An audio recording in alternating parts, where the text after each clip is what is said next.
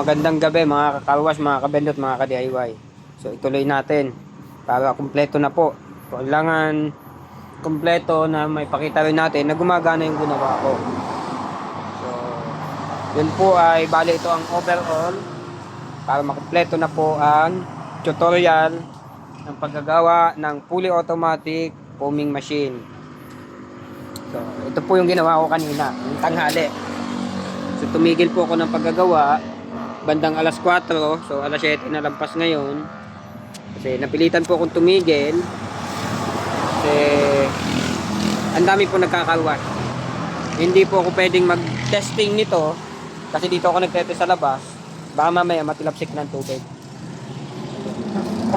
Ito po yung ginawa ko nung tanghali. Ayan. So, wala pang assurance na 100% na yung winelding ko ay walang singaw kahit kaunti. Pag although nasanay na ako na ganun ang ginagawa ko, 90% chance na walang singaw yan. So may chances pa rin na napakaliit ng chances na meron siyang singaw. So kung magkakaroon man po ng singaw sa mga anong yan, pinag-weldingan ko na yan, aayusin ko lang po yun. Napakadali naman pong ayusin nun. So kung magkaroon man, hindi ko na kailangan ipakita pa sa video kasi ang purpose natin ngayon ay matest yung ginawa ko. So ito po. So ang una nyo i-prepare, yan po. Yung linya ng tubig nyo para nagkakarga na siya. So ito pong kabitan na ito ay 1/2. So itong pangkabit ko na naka-ready na dito sa akin kasi lagi kong ginagamit, 1/2 din po.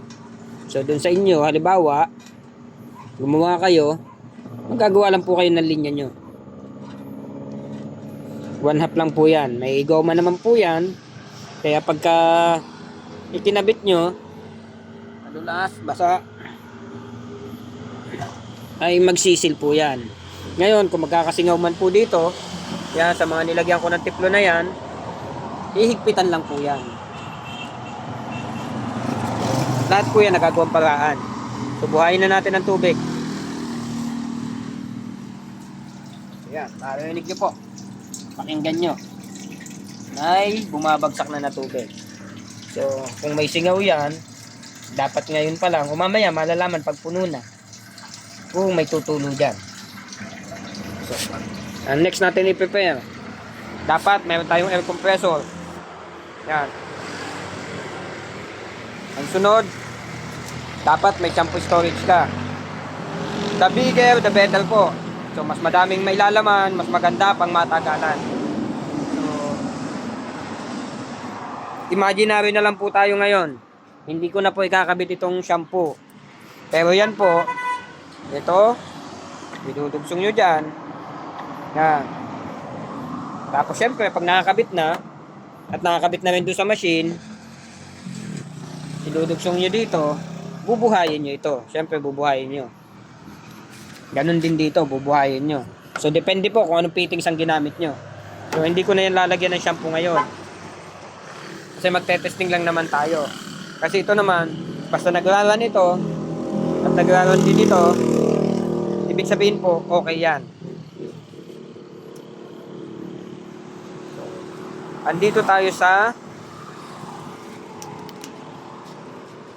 kunwari na lang po ha, nakakabit si shampoo sa storage.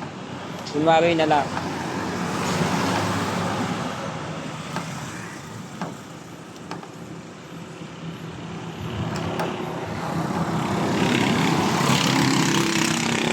Isasaksak nyo po ngayon yan. Ito po, kagaya kanina, isasaksak nyo dito sa dulo. So, hindi ko nakakalas yung tali na yun. Tali pa.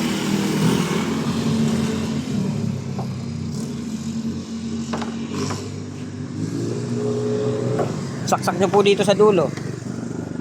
Yan. Kasi dyan po siya naka-assign. Ngayon, ito po solenoid valve na puti, katabi niya. Yan. Yan po naka-assign yung dalawang yan. Hindi po pwede doon sa kabilang yon. Kasi nga po may putol po yan. May putol po yung isang line na yun doon.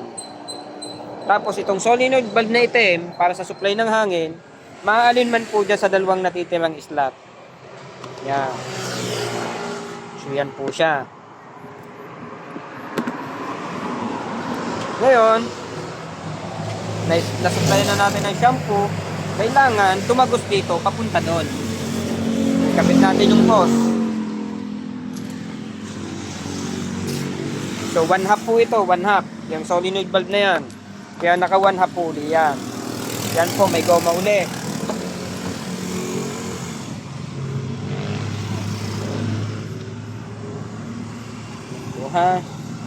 So kamay-kamay lang po yan kasi may goma naman. Hindi naman po yan magkakaano. Singaw. Yan. Ito na lang po, kunwari may supply ha. Pupunta ngayon yan dito. Yan, sa nasa itaas. Yung kanyang nakati. Pupunta po yan ngayon dyan. Dyan po papasok ang shampoo.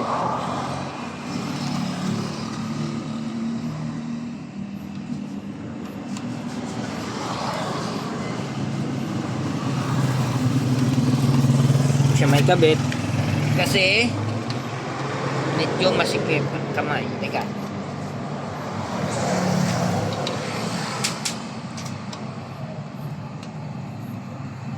Wala tayong tagahawak ng camera.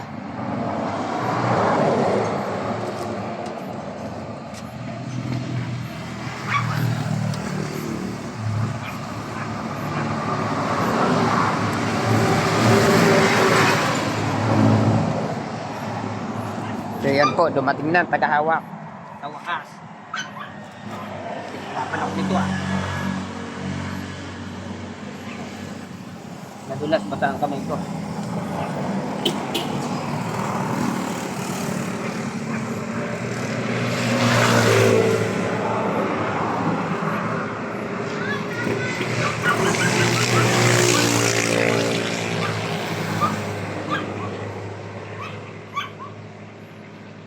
Ayan po, nakakabit na.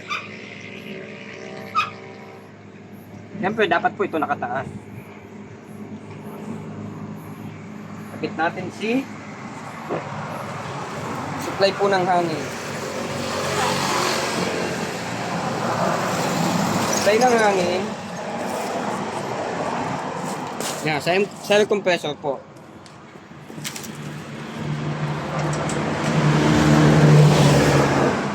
Huwag po kalimutan isaksak ang air compressor. Naka always on dapat po yan. Tapos ikabit po natin dito sa regulator. Ito po, nakakabit na sa regulator. Buhayin nga natin yung air compressor para may supply. Yan. So, tingnan nyo pong maigi sa regulator. Wala siyang pressure. Ibig sabihin, i-adjust nyo po yan. Yan, ma-adjust na. Up, almost 0.4. Okay na yan. Ngayon, ikabit po natin si hose. Yung papunta na sa tangke na hangin.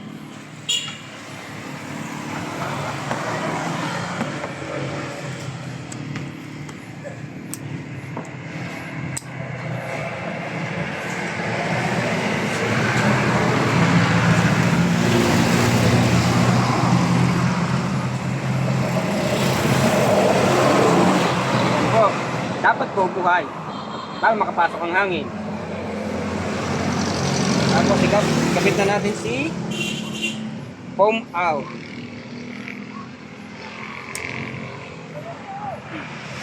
Foam out. Kung mapapansin nyo po, bago ako matapos mag-set up, yung water level, ayun na siya, nasa desired level na. Yun po kagandahan. Saktong-sakto lang.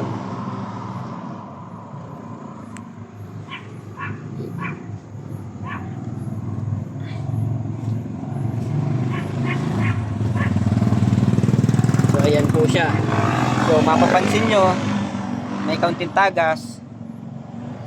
tingin ko dito lang. Dito. So, aayusin ko lang yan. Madali lang ayusin yan. Ganun lang po. So, ngayon, dati po, ginagamit ko pa itong relay na ito pagpapakain ng shampoo. Ngayon po, hindi na yun gagamitin sa pagpapakain.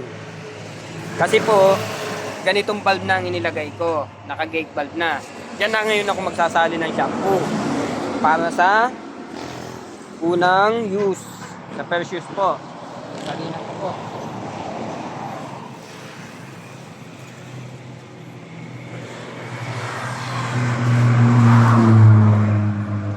Nasa inyo po kung gaano karami ang gusto nyo isalin agad. Pwedeng punuin ilahat nyo ito, pwedeng hindi. Sa una lang naman po yan.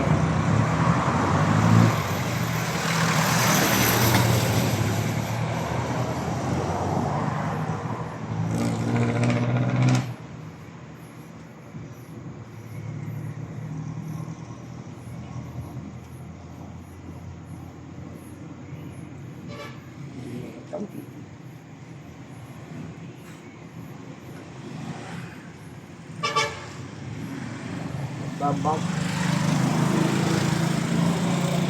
Pwede na po yan. Ano natin lahat. Hindi na natin po kailangan magpakain pa ng shampoo. Meron na po tayo pinaglalagyan ngayon. Ang mahalaga lang po dyan, lagi nyo nilinisin niya. Kasi alam naman po natin ang chemical ng shampoo, kahit yung hindi dapat kalawangin ay kinakalawang.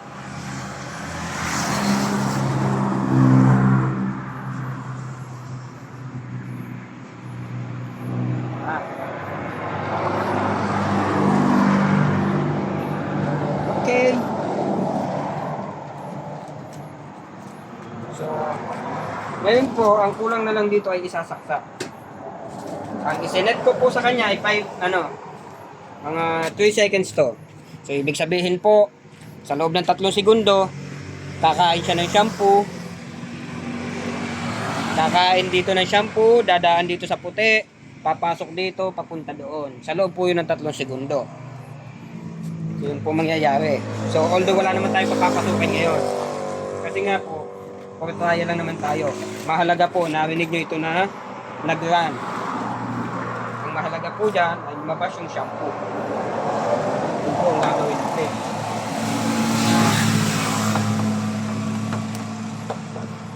Ito na siya inilagay sa mga ano niya.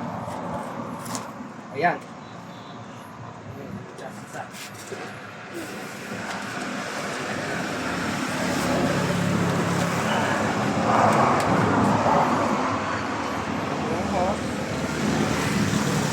Para magpantukan.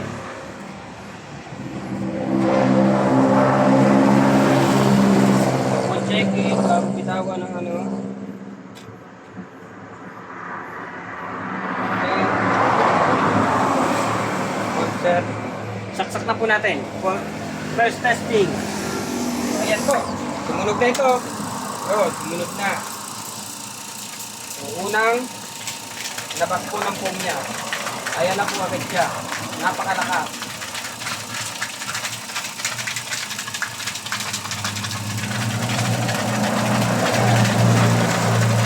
Kita niyo naman po. Napakaganda ng foam niya.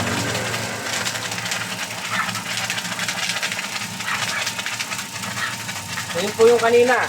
Pagkasaksa ko, nag-run po itong dalawa. Yung tunog pa lang po na yon, alam nyo na yun na yun. Tumunog na. Gumana na. Sumunod po, pumasok si hangin, nag-mix. Ayan na po yan. Napakaganda po na po. Ayan po. So, na-testing agad natin. Yung ginawa natin kaninang maghapon. So, ilang oras lang naman po siya ginawa.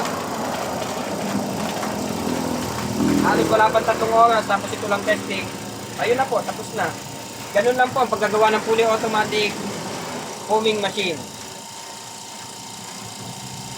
Ayan, pwede na po maghapunin kami niyan. Kasi tapos na. So, i-install ko na lang po ito dito sa bendo na ito. Kasi ito ang naka-package dyan sa kapilang yan. Kung installation na yan bukas, para sa agency po, mapadeliver na. Tested na rin naman siya. Mayroon lang akong kailangan alisin singaw. So, madali naman yun. Walang problema yun. Napakadaling alisin yun. So, ayan po. Sana may natutunan kayo. Yung pong paggagawa. Kung may tanong pa kayo, kung may hindi kayo naunawaan, message lang po. Huwag pong mahihiyang magtanong. Willing to help naman po. Yan po ang kagandahan ng fully automatic. Hindi ka magre-refill lagi. Ano po? No need to refill daily, no need to check daily. Fully automatic po siya.